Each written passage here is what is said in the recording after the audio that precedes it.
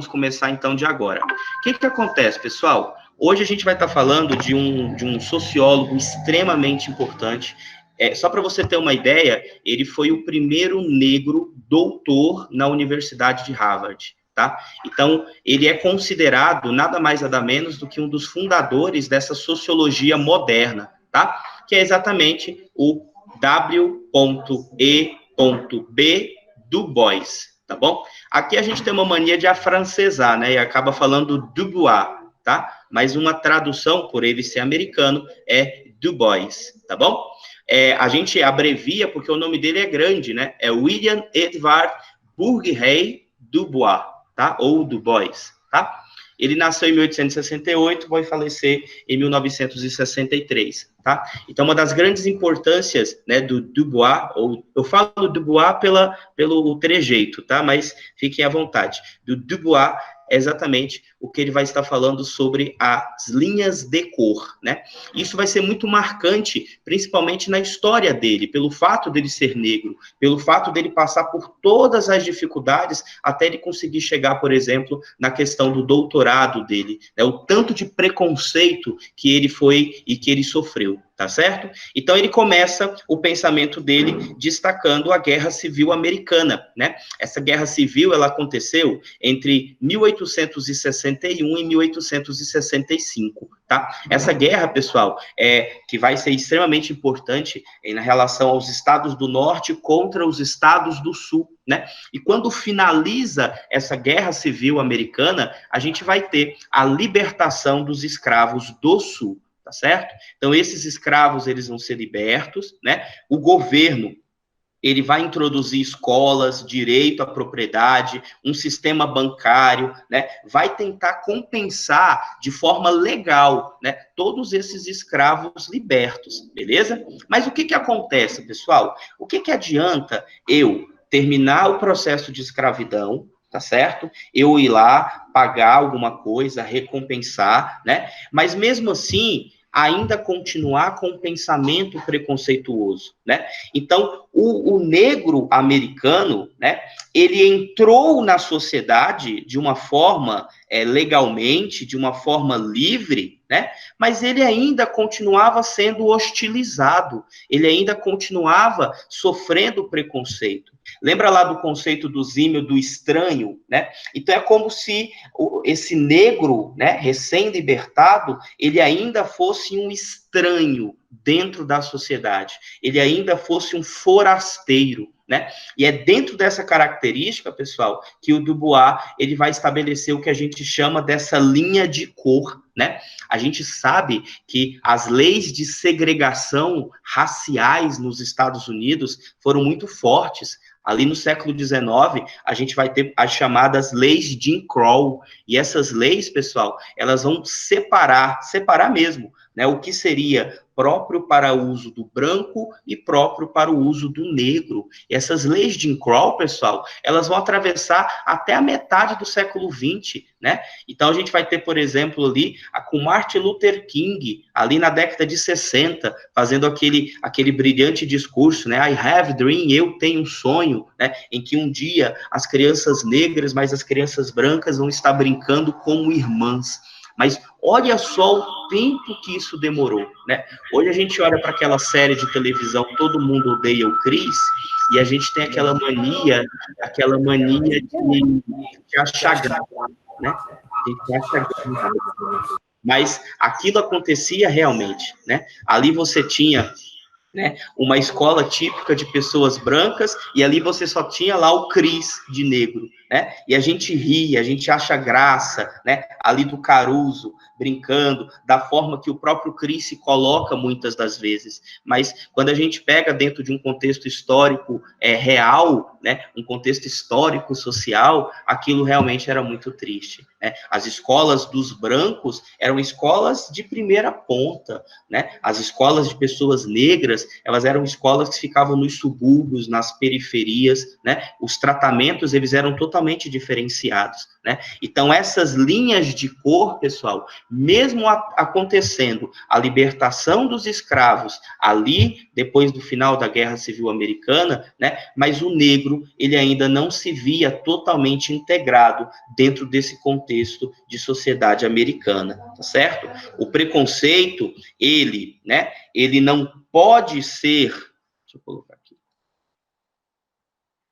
o preconceito, né, aí dentro o preconceito não pode ser abolido por lei. O problema recorrente do século XX é um problema de linhas de cor. Hoje, é engraçado, não? Nós estamos aqui no século XXI, né? Um país que teve mais de 300 anos de escravidão, né? Um país onde a maioria das pessoas, aqui agora falando do Brasil, são pessoas que são negras, né? E nós ainda falamos de racismo no Brasil, né? Então, uma coisa muito recorrente. Nós ainda temos que falar, por exemplo, de cota, né? Quando você pega, por exemplo, aquela obra do Paz, cota não é esmola, né? Quando a gente olha, por exemplo, para todas as questões de preconceito que nós temos no nosso país, e a gente ainda olha que a questão racial, né, ainda é uma das principais formas de preconceito que nós temos no nosso país. Tá? Então, não adianta você colocar o racismo como crime. Se a mentalidade da pessoa, se a mentalidade do indivíduo, ela não mudar, né? Então, o preconceito, ele não pode ser abolido por lei. Você pode aumentar a punição, você pode prender, você pode fazer muitas coisas, mas enquanto ainda, infelizmente, né, tivermos essa mentalidade racista, aqui falando de Brasil, falando de mundo, né, o preconceito, pessoal, ele nunca vai acabar, beleza? Eu não quero entrar muito nessa questão, né, das leis de Jim Crow, do Martin Luther King, do Malcolm X, agora, tá? Porque a gente vai ter ainda um conteúdo muito bacana que se chama movimentos sociais. Aí, dentro desses movimentos sociais, eu vou abordar o movimento negro, né, desde o seu início até, né, as conclusões que a gente vai ter no século XX, tá certo? Por hora, eu só gostaria muito que vocês entendessem esse pensamento do Dubois, tá bom? Essa relação dessa linha de cor, beleza? Olha só essa dupla consciência que nós temos, tá?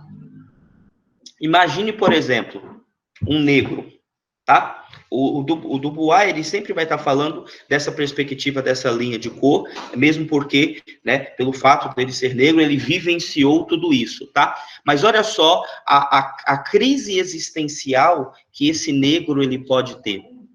Porque tem aquilo que ele quer ser, aí perceba que ele quer ser médico, ele quer ser um político, ou ele quer ser como o Dubois, né? Doutor em sociologia. Olha que interessante. Mas olha o que a sociedade fala dele. Olha o que a sociedade fala para ele. Entende? Olha que interessante. Olha o que a sociedade fala, o que ele é, o que ele tem que ser. Olha a crise que nós temos. As duas consciências, dois pensamentos, dois anseios irreconciliáveis, dois ideais em guerra num único corpo negro.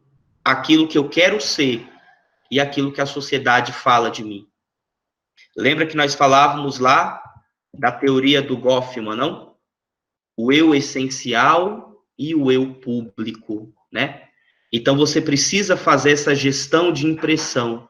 Porque se você não faz essa gestão de impressão, se você simplesmente deixa que os estigmas, deixa que os rótulos que a sociedade coloca sobre você, sobre nós, se você faz com que esse eu virtual seja muito maior do que o eu real, você entra nessa dualidade de consciência.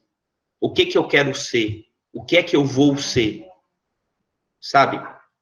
A gente está vivenciando um período muito difícil, né?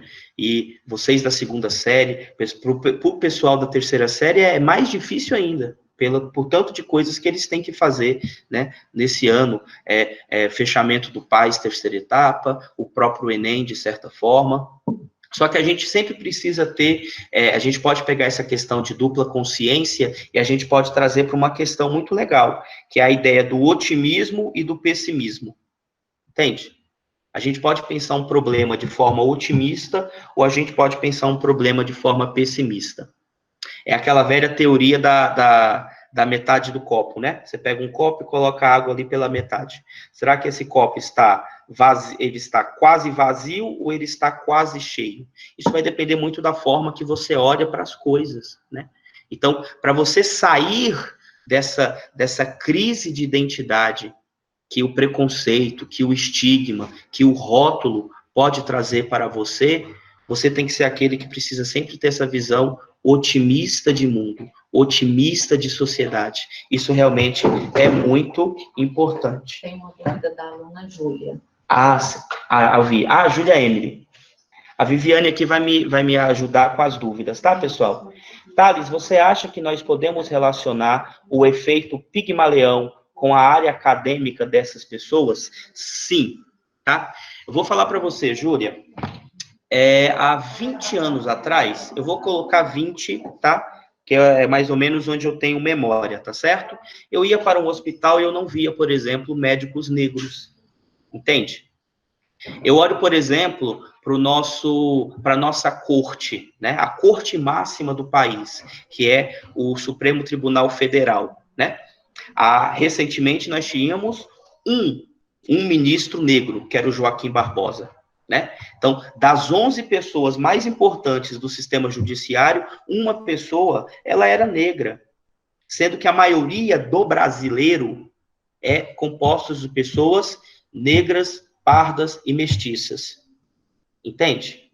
Calma aí. Então, onde é que, de fato, nós temos a representatividade dessas pessoas que são maiorias? Onde que estão essa representatividade? Por que quando eu olho, por exemplo, para o nosso sistema carcerário e a gente vê que a maioria das pessoas que estão presas lá são negras? Por que eu olho, por exemplo, para os estudantes de escolas públicas, por exemplo, e a gente entende que a maioria deles também são negros? Então, quando a gente olha, né, para essa teoria, né, do efeito Pigmaleão, a gente pode compreender que, infelizmente, né, a cor da pele, ela ainda, né, dita muito o contexto do status social. Tivemos um menino, né, que faleceu recente agora por bala perdida, né? E eu vi aquela discussão, né? Por que as balas perdidas, elas só encontram corpos negros? Por quê? Entende? Então, se a gente não se incomodar com isso, né? É aquela obra do País que a gente viu da Djanira, né? Precisamos romper com os silêncios. E lá naquela obra, ela é muito clara. Se você chega num lugar, você está sentado e você olha que a maioria das pessoas que estão te servindo são pessoas negras e você não se incomoda com isso, tem algum problema. Tem algum problema. Né? Então, infelizmente, viu, Júlia, nós temos ainda essa falta de representatividade, tá certo? Infelizmente. Eu consegui te responder, filha? Sim. Então, infelizmente, tá? Já são 9h50, né? Eu vou ter que sair, eu vou ter que ir para outra aula, tá? A gente teve esse probleminha de tempo e tudo, mas eu acredito que a gente pelo menos conseguiu passar por essa parte do Dubois. Eu queria finalizar essa aula só com essa imagem, aí é ele, tá? Gravem o nome dele, tá? É grande, então você só coloca W.E.B.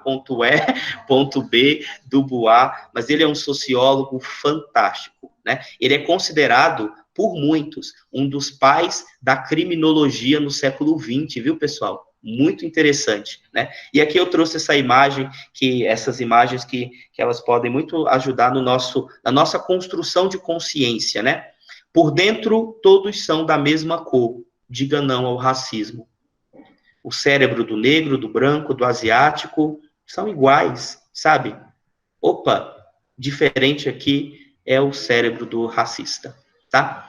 O problema da raça ultrapassa as linhas da cor, do físico, da crença e do status, sendo uma questão de ódio e preconceito humano, tá? E aqui eu vou citar, para terminar essa aula, a Hannah Arendt, né?